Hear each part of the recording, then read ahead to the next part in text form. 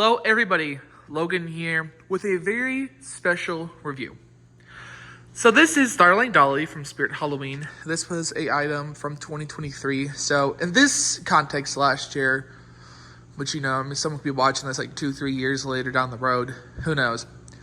So I actually got this at Trans World. If you saw my haul video, you know the context. If you didn't, pause, go watch that. It was a fun video to make, and I showed off a lot of items that I got. But this was a gift from the wonderful, wonderful people from Tekky.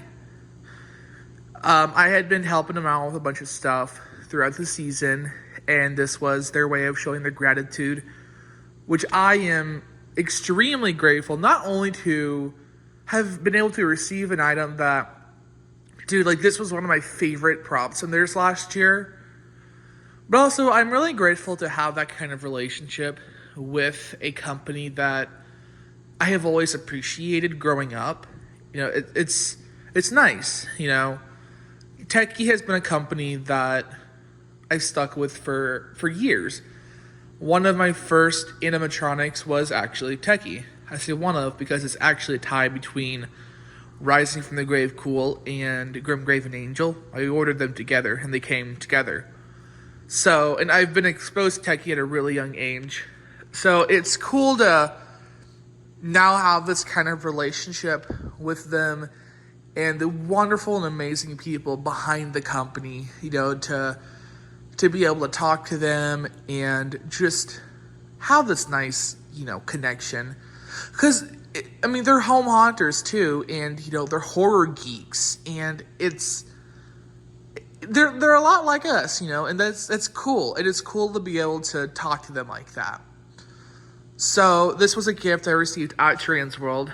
They always go every year, and this meant a lot to me. And it is a very meaningful item to have. And because of that, this will not be altered in any way, shape, or form. Besides, I'll spray the face to keep the paint, preserved as much as I possibly can. I won't do a single thing to the Starling Dolly because this one means a lot to me personally because it came from them directly as a gift. So, and just because it's a gift does not mean I'm going to be like, 5 stars, everything's perfect. No, because I do still have integrity on my channel, and I will still review everything fairly. It's what I do. Don't worry. I still critique things. It's what I do. But with that being said, this was still one of my favorite items of last season, especially from Tekky, and it was one of my top items from Spirit. So to actually have this is really exciting. I really didn't get to see her up close. I didn't get to tinker with one, so it was really fun for me to be able to. I do have Drop Down Scarecrow, and they are very similar. I wouldn't get mine out of storage to have them side by side just to kind of see him, but he's, I don't even know where he's at. He's in the storage unit or the garage. He's somewhere. He's somewhere in the void of storage. I got 3 different storage spaces now, so. But Darling Dolly is really cool because it is that weird doll creature concept that we saw with Creepy Rising Doll. And actually, Creepy Rising Doll got re-released last year along with Darling Dolly. And they bounce off each other really well in multiple ways. One, they have kind of a weird doll appearance, and it almost looks like something's wearing a doll face, but it doesn't quite look correct. And also, they have a cool LED eye gimmick where they start off with blue innocent eyes, and then when they do their, I don't want to say jump scare because Rising Doll isn't a jump scare, but when they do their, reveal, I guess, kinda, they turn red. It was really cool how similar they were. And they're both props that I really like. Now, this prop had a lot of controversy. Well, I can't even talk. Because it was similar to another artist's design. It was from a movie, and I always forget the movie. It wasn't Mr. Jingles. It does not sound correct. I can't remember the name, but he did a scarecrow. And it looked an awful lot like Darling Dolly. And it even had like these weird monster twiggy arms, and it had like a baby doll head and an old distressed tattered dress. It looked like it, and I will say that I do think they took inspiration from that for this design. Wholeheartedly, that is what I think. But they also did change it enough to where it is different. I don't know. I personally don't mind it. The thing about the Haunt World and these props is that everyone pulls inspiration from each other, retail and professional. That's the thing. And a lot of people dog on retail grade props like Darling Dolly, but when you look at the professional grade props, no one really says anything. That gets pretty annoying. Since I just saw it with Scare Factory and their pumpkin witches, that was based off another artist's work too. No one said a word, but everyone dogged on this. So I don't mind. It's just something that doesn't bug me as much. I'm used to it. I'm used to seeing it. We've all seen it. It's there. It is what it is at this point. But I still think it's a cool prop nonetheless. But I did want to address that. Yeah, I see the similarities. I don't care. I still like the prop. That's kind of where I'm at. I still like it. I do support the artist as well. But yeah, I don't know. I still like it. So Dolly's really neat because they did give her the crackle paint, and they also sculpted in cracks as well, and they painted them in. And they did this with another prop, and I can't remember what it was that they did that with. It's killing me because I know they did that with another doll prop. Now, this is kind of where the criticism comes in. This has caused issues. I don't know what the factory did. The paint comes off really easily, and you see it on the nose. It flakes and it peels, and like if you get it wet, it will just fall right off. There was a lot of issues with the pumpkin spider as well. It had that problem too. Darling Dolly has that pretty bad. I'm gonna spray mine down with some acrylic, like clear spray, just to kind of hold the paint together. Because, she will be outside. Hopefully not in the rain, but you may never know what Halloween's going to be like. So that is kind of one thing. And I talked to Mike, the designer. I was like, hey, how do you preserve this? And he even said to spray it, real good, real evenly to protect that paint. But that is a problem that I noticed she had a couple other items. I think just the factory done goofed on it.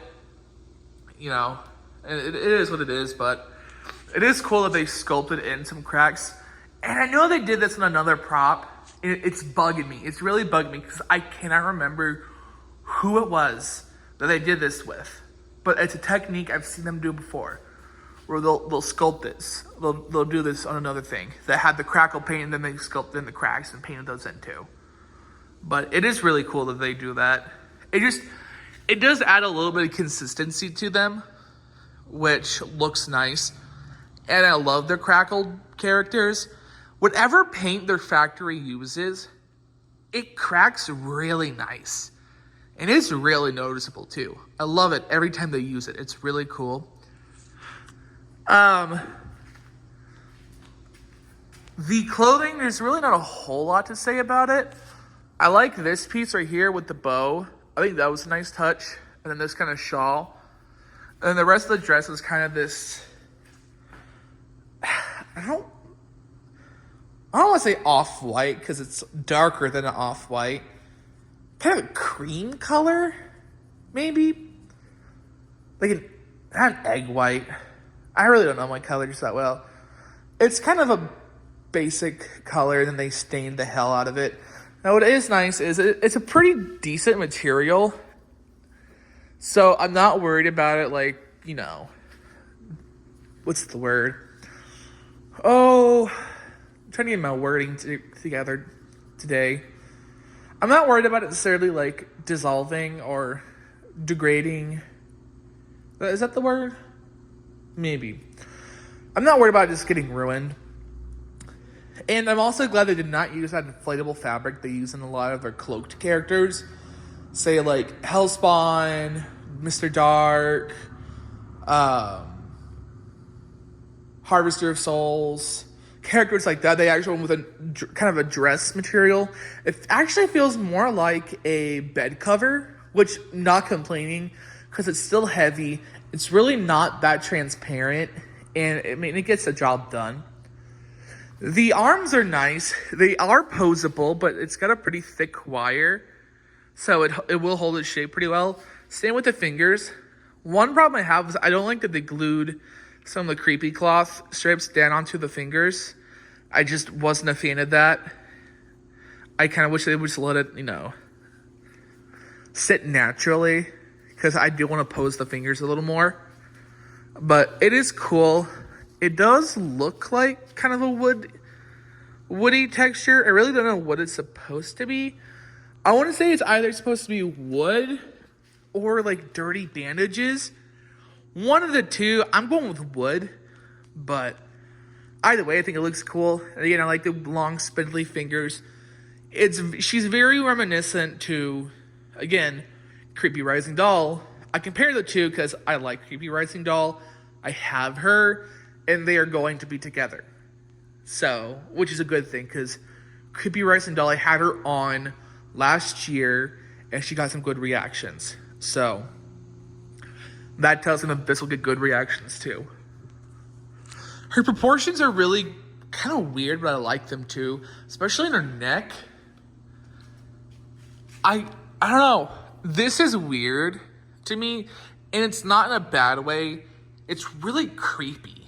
It just visually doesn't look right, and I think it's going to be really off-putting to people, especially if they get kind of a side profile of her. I like that. I think it works really well. And again, what's really cool about her proportions too, she's got this huge humpback. Well, I guess it's not huge. She's got a pretty noticeable humpback. It's not like stilts huge, but it's proportioned to her character. And I mean, you notice that. You just notice how weird all of her proportions are. One thing I would have changed about this character that I kind of noticed that was a little goofy. I actually would have given her sleeves from this dress. They kind of just cut it off here. I would have actually given her sleeves maybe down to here or maybe up here. So, just to kind of add a little more. That's kind of me.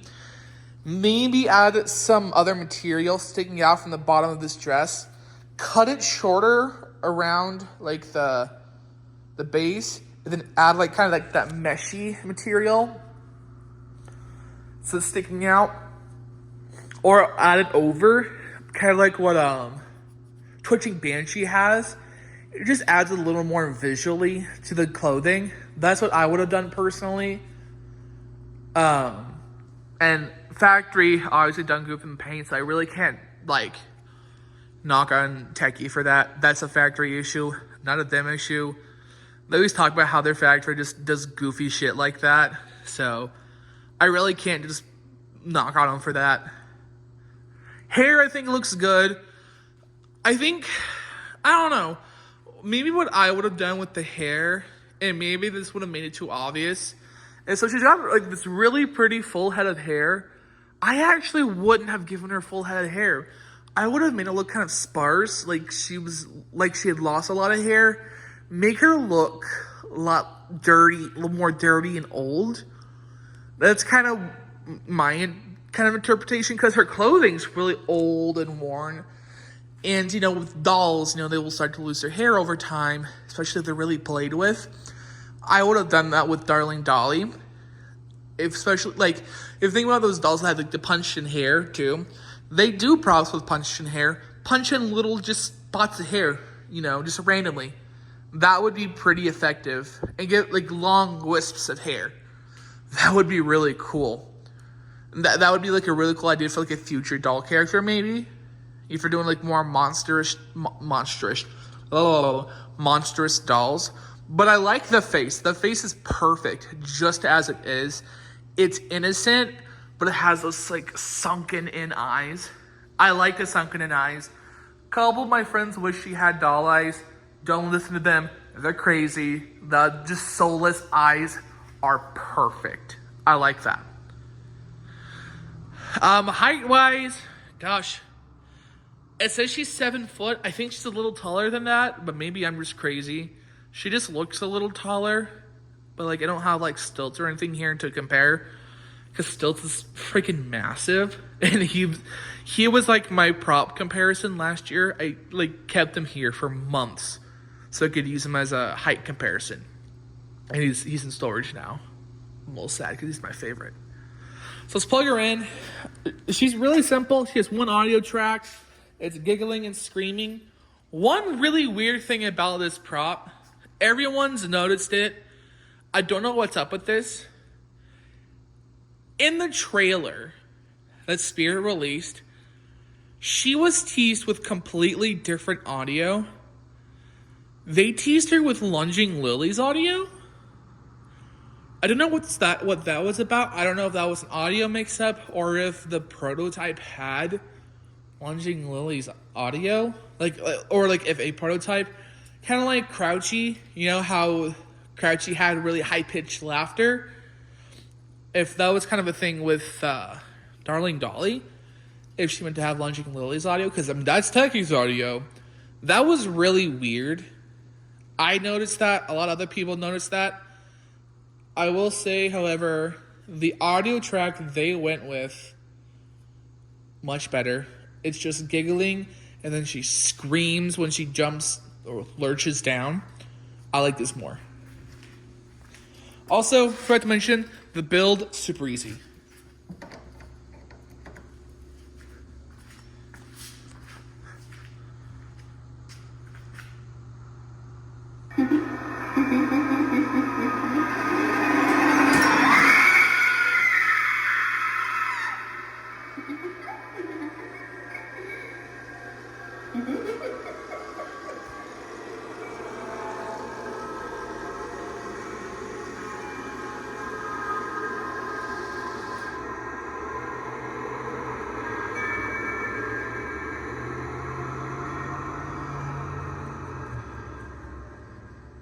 Her little giggle is so creepy.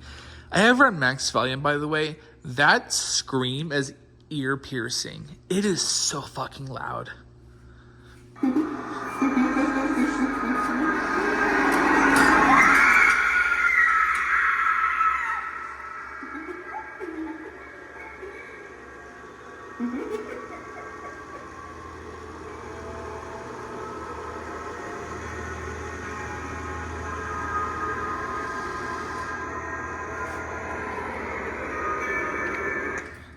So that's Darling Dolly.